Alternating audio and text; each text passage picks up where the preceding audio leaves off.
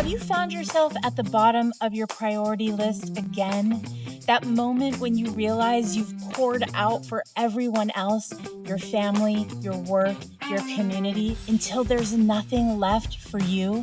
What if I told you that constantly putting yourself last isn't the sacrifice God is asking of you? Stay with me for the next few minutes because I'm going to share 3 surprising and powerful truths about honoring yourself as God's beloved without feeling guilty. As people of faith, we've been taught the beauty of service and sacrifice, of putting others first, of dying to self daily. But here's the first truth that transformed my own journey. Thinking about others first doesn't mean putting yourself last. That's not humility, it's spiritual exhaustion. Psalm 23 speaks to this. The Lord is my shepherd, I shall not want. He makes me lie down in green pastures. He leads me beside still waters. He restores my soul. Jesus said, "Come to me, all you who are weary and carry heavy burdens, and I will give you rest." As a business owner with 4 kids in the house and lots of needs clamoring for my attention, I understand what it means to be busy. It was so easy for me to just try and push through it, putting my own needs last, even though it was starting to burn me out. But God started showing me it's His will to give us rest and to refresh our souls, not to live in a constant state of exhaustion. Jesus Himself would often leave the busyness and unmet needs around Him to be alone with His Father and refresh His body and soul before coming back to serve others. In the same way, God wants to give you rest, and the only way that happens is taking some guilt-free time to get away and pause. The second truth that's been life-changing for me is the healing power of connecting with God through nature. Psalm 19 tells us, "The heavens proclaim the glory of God. The skies display His craftsmanship." Creation itself is speaking of God's character, if only we would pause long enough to listen. Think about it. When Jesus needed to recharge, where did He go? To the wilderness, to mountains, to gardens, to lake shores?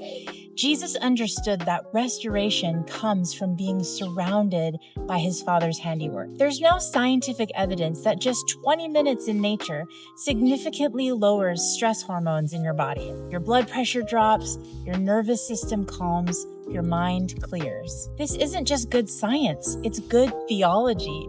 Our bodies were designed to need regular contact with the world God lovingly created. Sometimes it's as simple as feeling the grass beneath your feet, noticing the birds in your backyard, or watching the clouds move across the sky with a sense of wonder. And if you want the easiest on-ramp into total peace and restoration, God's creation, where I take care of all the details for you, join me for an upcoming in-person retreat at our gorgeous location where all you have to do is show up, relax, and enjoy God's presence. You can find more info below.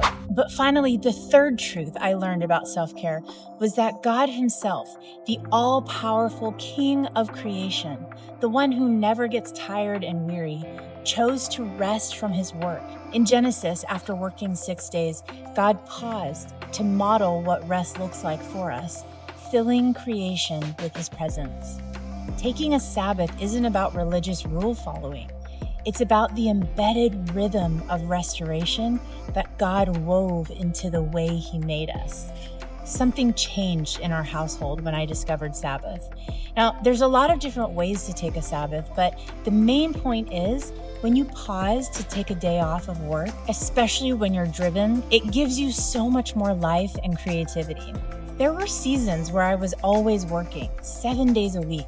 It's often hard for me to sit still and do nothing because my inner critic keeps yelling at me, telling me I'm lazy if I'm not doing something productive. Am I the only one that has a bossy inner critic? And I started to feel the cumulative effect leading me to be tired and exhausted all the time. But when I took one day out of the week to simply not work and enjoy my family and do some self-care, everything shifted.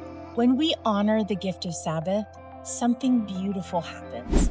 We acknowledge that the world continues to spin without our constant effort. We remember that God is God and we are not.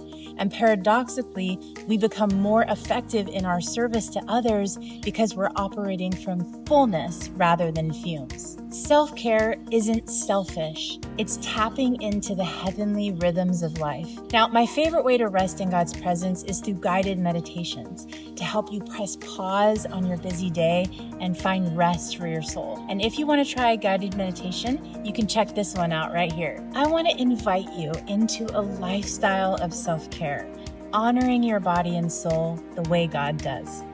Stay centered, my friend.